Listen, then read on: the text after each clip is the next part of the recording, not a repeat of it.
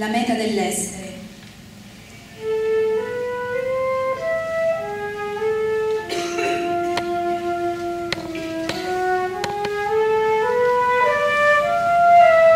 Con lento andare percorro il mio tempo, incontro al lucente ignoto, alla variopinta oscurità.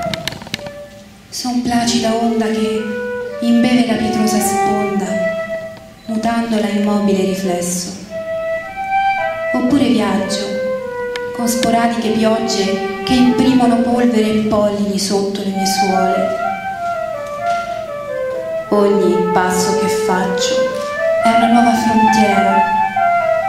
La lascio alle spalle, coprente le intemperie e le casualità. Nel seguire la mia strada, sterrata, curva, ma senza buche, vedo muri vivi di disconnesse pietre. Le vado a strofinar con pugni di terra, per levar le incrostazioni, per lenire ogni malincuore.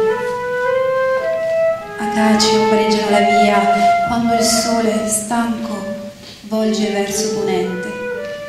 Accarezzarne i fiori di grappoli, ascoltarne il profumo, per farmi guidare, non fino al sole, ma per raggiarmi, non nella risposta, ma cercando, non verso la meta, ma nell'essere.